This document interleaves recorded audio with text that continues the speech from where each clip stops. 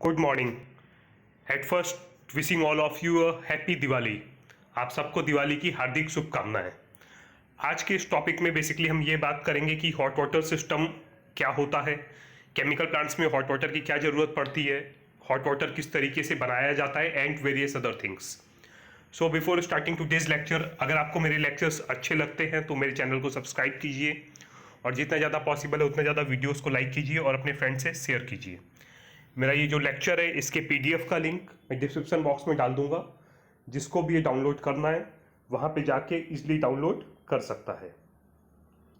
सबसे पहले हम बात करते हैं कि रिएक्टर में यूटिलिटीज़ की ज़रूरत क्यों होती है।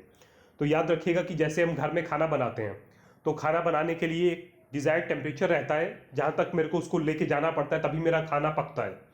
सेम तरीके से आपका केमिकल रिएक्शंस जो होती हैं, हर एक रिएक्शन की एक अलग रिक्वायरमेंट होती है, एक अलग टेम्परेचर और प्रेशर पे हर एक रिएक्शन आपकी प्रोसीड होती है। उस डिज़ायर्ड कंडीशन को अचीव करने के लिए मेरे को अलग अलग तरीके की यूटिलिटीज़ का यूज़ करना पड़ता है। उन यूटिलिटीज़ की हेल्प से मैं वो डिज़ायर्ड टेम्परेचर और प्रेशर की कंडीशंस प्रोवाइड करता हूँ। Utility is not a reactant, it's not a product, it's just a source for completing our reaction. अगर हम बात करते हैं बेसिक यूटिलिटीज़ की जो प्लांट में यूज़ की जाती हैं, वो है आपका steam, hot water, cooling water, chilled water, brine और हॉट ऑयल। अब आपके माइंड में बेसिकली ये चीज़ आ रही होगी कि हम स्टीम और हॉट वाटर, हमारे पास में दोनों अवेलेबल हैं तो हम कहाँ पे स्टीम यूज़ कर सकते हैं, कहाँ पे हॉट वाटर यूज़ कर सकते हैं, ये चॉइसेस कैसे की जाती हैं। तो नेक्स्ट स्लाइड में जस्ट वो समझिए। याद रखिएगा कि हॉट वाटर्स को बेसिकली जहाँ पे मेरे को लोअर टेम्परेचर्स की ज़रूरत रहती है, जहाँ पे ये जैसे मैंने 50 डिग्री सेंटीग्रेड तक लिखा है, तो 35 टू 50 डिग्री सेंटीग्रेड या फिर इवन 70 डिग्री सेंटीग्रेड तक अगर आपको टेम्परेचर लेके जाना है तो आप इजिली हॉट वाटर पे ट्रस्ट कर सकते हैं कि आप हॉट वाटर से इजिली ये टेम्परेचर अचीव कर सकते हैं। बट कई बार ऐसा रहता है कि आपका जो मटेरियल रहता है उसके नेचर के भी ऊपर, जो मटेरियल आप हीट कर रहे हैं उसके नेचर के भी ऊपर इसका सिलेक्शन डिपेंड करता है। कई बार आपने देखा होगा कि 85-90 डिग्री तक भी हॉट वाटर यूज़ किया जाता है जबकि वहाँ पे स्टीम कैन बी यूज्ड। तो तब आपके दिमाग में ये चीज़ आता होगा कि ऐसा क्यों।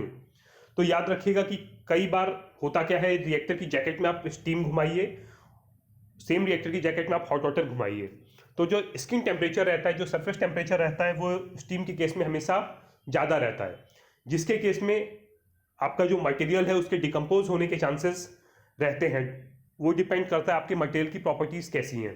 तो कोई भी ऐसा मटेरियल जो हायर स्किन टेम्परेचर पे डिकम्पोज कर सकता है, वहाँ पे हम हमेशा हॉट वाटर प्रेफर करते हैं। तो हॉट वाटर के जो एप्लीकेशंस हैं वो आप इवन 80-90 डिग्री तक भी ले सकते हैं। ऐसा नहीं है कि हॉट वाटर 50 डिग्री तक ही लगाना है। No, you can take temperature up to 80-90 degree centigrade तक भी ले सकते हैं, but depends upon your process requirements कि आपका प्रोसेस क्या चीज़ सजेस्ट करता है, वो क्या बोलता है कि आपके प्रोसेस के हिसाब से स्टीम अच्छी है या फिर हॉट वाटर अच्छा है। आपका मटेरियल कहीं स्टीम के कांटेक्ट में डिकम्पोज होने के चांसेस तो नहीं है, जैसा कि मैंने आपको पहले बताया। तो उसके बेसिस पे ये डिसाइड कीजिएगा एंड ऑलवेज ट्राई कि आप हॉट वाटर यूज़ करें। अगर आपको टेम्परेचर अप टू 70-75 डिग्री तक लेके जाना है तो उसके बाद ही आप स्टीम प्रेफर कीजिएगा। अब एक थंब रूल आपको बता रहा हूं। अगर आपको स्टीम का प्रेशर दिया हुआ है और उसके प्रेशर से आपको स्टीम का अप्रॉक्सीमेट टेम्परेचर पता करना है, तो उसका एक बेसिक थंब रूल होता है, वो हमेशा टिप्स पे रखिएगा। Double under root of pressure into 100 is equal to temperature. मान लीजिए मेरे को 10 केजी की स्टीम दी गई है और इस स्टीम का मेरे को टेम्परेचर पता करना है। So double under root of 10 into 100, जब आप डबल अंडर रूट करेंगे 10 का तो ये वैल्यू आएगी 1.778 इंटू 100।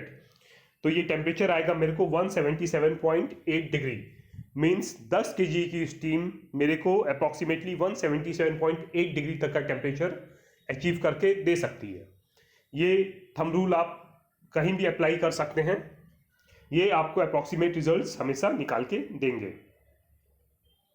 अब अगर हम बात करते हैं अलग अलग सेटअप्स की जिनका हम यूज़ करते हैं स्टीम बनाने के लिए, तो ये पहले सेटअप की मैं बात करता हूँ जिसमें डायरेक्ट स्टीम प्रोवाइड की जाती है टैंक के अंदर।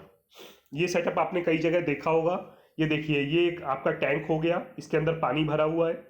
ये हॉट वाटर है जो प्लांट से वापस आ रहा है, और ये नीचे पंप लगा है जिससे आप प्लांट में सप्लाई कर रहे हैं। ये वेंट हो गया है, ये टेम्परेचर इंडिकेटर है। ये स्टीम है जो इसके अंदर आ रही है। यहाँ पे ये स्टीम डायरेक्टली पानी के अंदर पर्च हो रही है। यहाँ पे ये मैनुअल वॉल दिया हुआ है। नीचे के इस टेम्परेचर को देखते हुए आप ये जो स्टीम है, इस स्टीम के वॉल को ओपन या फिर क्लोज कर सकते हो। अब हम बात करते हैं, अगर मेरे को इस सिस्टम को ऑटोमेटेड करना है तो मेरे को क्या करना है। अगर मेरे को इस सिस्टम को ऑटोमेटेड करना है तो मैं क्या करूँगा, यहाँ पे एक कंट्रोल वॉल्व लगा दूंगा। वो कंट्रोल वॉल्व लगाने से मेरा क्या रहेगा कि जैसे ही ये टेम्परेचर नीचे मेरा अचीव होने लगेगा, मान लो मैंने 80 डिग्री का सेट पॉइंट दिया है, तो जैसे ही मेरा ये टेम्परेचर अचीव होने लग जाएगा, ये कंट्रोल वॉल्व मेरा बंद होना स्टार्ट हो जाएगा और 80 डिग्री पे ये फुली क्लोज हो जाएगा। और जैसे ही ये मेरा टेम्परेचर ड्रॉप होगा, धीरे धीरे ये कंट्रोल वॉल्व ओपन होगा डिपेंडिंग अपॉन द रिक्वायरमेंट, और ये 80 डिग्री के सेट पॉइंट को फुली मेंटेन करते हुए चलेगा। अब हम बात करते हैं दूसरे सेटअप की।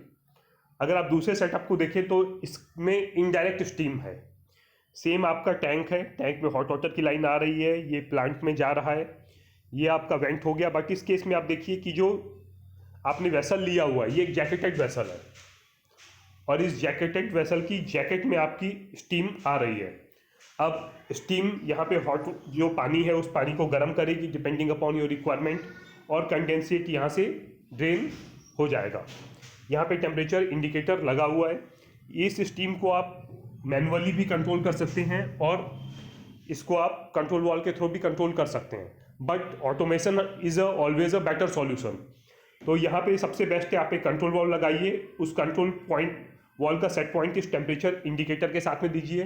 तो depending upon this temperature value ये वॉल्व आपका ओपन या क्लोज होके ऑटो में आपकी सारी की सारी चीज़ें मेंटेन करेगा। इसमें इनडायरेक्ट स्टीम है, बिकॉज आप देखिए स्टीम कहीं भी आपके पानी के कांटेक्ट में नहीं आ रही है। ये दूसरा सेटअप है जो काफ़ी जगह यूज़ किया जाता है। अब हम बात करते हैं एक तीसरे सेटअप की। ये देखिए, ये तीसरा सेटअप। इस तीसरे सेटअप में हमने फिर थोड़े से चेंजेस किए हैं। यहाँ पे क्या रहता है आपका, ये देखिए, ये सेम टैंक हो गया, हॉट वाटर आ रहा है प्लांट से, ये टेम्परेचर इंडिकेटर है, पंप है। इसके केस में क्या रहेगा, जो टैंक है वो टैंक में जैकेट नहीं लूँगा, बट यहाँ पे मैं सेपरेट एक आपका हीट एक्सचेंजर प्रोवाइड कर दूंगा। इस हीट एक्सचेंजर में ये पानी आपका जाएगा, और इसी के जो जैकेट है, इस हीट एक्सचेंजर में सैलाइन ट्यूब्स टाइप का हीट एक्सचेंजर मान ले मैंने लिया है, तो एक तरफ मेरा पानी घूमेगा, एक तरफ मेरी स्टीम घूमेगी। इसका जो सेट पॉइंट, ये जो स्टीम का कंट्रोल वॉल्व रहेगा, इसका सेट पॉइंट मैं इस टेम्परेचर इंडिकेटर के साथ के टेम्परेचर के साथ में दूंगा। तो जैसी मैं वैल्यू डालूंगा, मान लीजिए मैंने 80 डिग्री का सेट पॉइंट डाला है, तो उसके हिसाब से ये कंट्रोल वॉल्व जो मेरा स्टीम लाइन में लगेगा वो ओपन या क्लोज होता रहेगा। सो ये 3 बेसिक सेटअप्स हैं जो आप हॉट वाटर जनरेट करने के लिए अलग अलग तरीके के प्लांटों में अलग अलग तरीके से देखेंगे। सो होप आपको आज का मेरा लेक्चर अच्छा लगा होगा। That's all for today's. Next lecture में I will be back with a new topic. Till then, goodbye, have a nice day.